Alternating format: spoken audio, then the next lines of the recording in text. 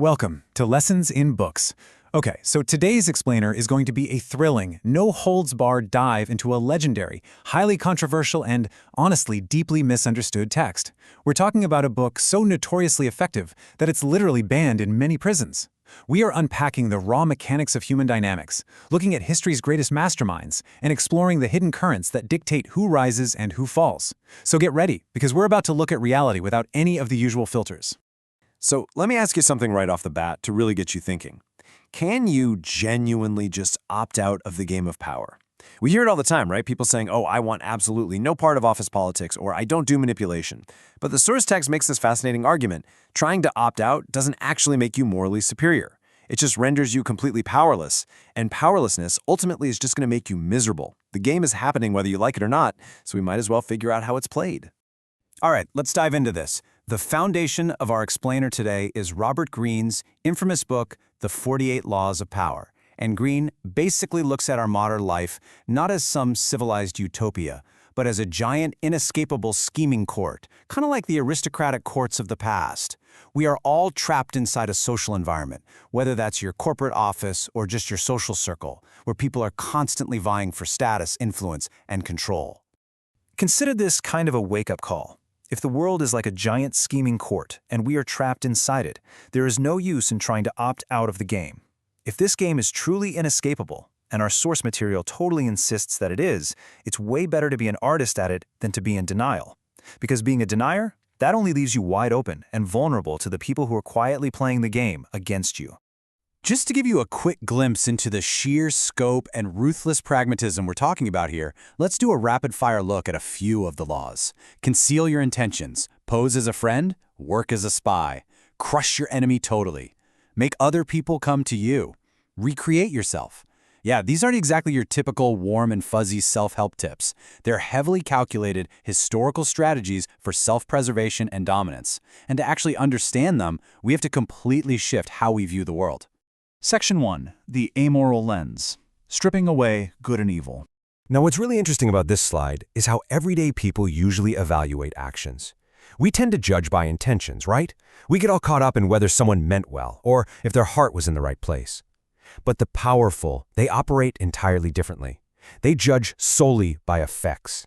In the game of power, you don't judge your opponents by their sweet intentions. You measure them entirely by outward circumstances and the tangible effects of what they actually did.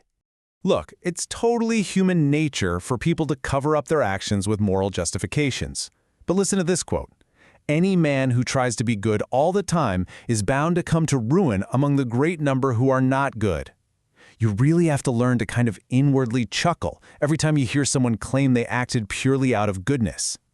You've got to ignore that moral smokescreen and focus strictly on the reality of the moves being made on the board. Moving on to Section 2, the Master Psychologist. The single greatest piece of knowledge. All right, so the absolute bottom line here is this. Never trust anyone completely and study everyone. People are infinitely complex. You could literally spend a lifetime watching someone and still not fully understand them. And because of that, you can't pick and choose who you study.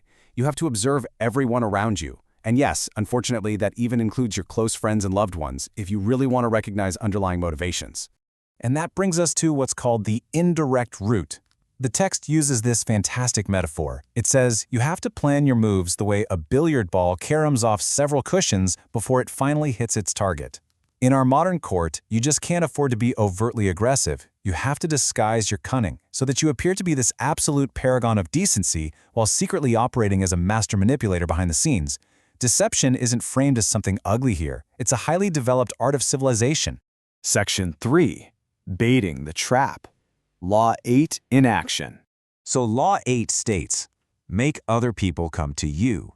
Use bait if necessary. To see how this actually plays out in the real world, let's look at this wild historical dynamic between the brilliant French Emperor Napoleon Bonaparte and his incredibly cunning former minister, Talleyrand. Let's walk through Talleyrand's master plan, because it's brilliant. Back in 1814, Napoleon gets exiled to the island of Elba. Talleyrand publicly protests saying, hey, this is way too close to Europe. But when no one listens, he doesn't force it. He just bides his time. He quietly wins over the foreign ministers in Vienna. Then he lays the bait. He basically has people whisper to Napoleon that France would totally welcome him back. Napoleon completely takes the bait and escapes in broad daylight. But Talleyrand saw the whole thing coming. He knew Napoleon would fall for it, lead a weakened France into a ruinous war, and finally get crushed for good.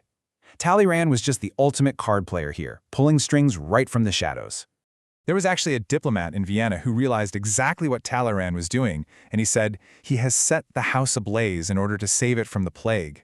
Talleyrand didn't aggressively attack Napoleon at all. He literally just baited the trap and let Napoleon's own aggressive energy do the destroying. Which leaves us with this absolutely massive takeaway. The essence of power is keeping the initiative. When you make other people come to you, when you force them to react to the traps you've laid, you control the situation.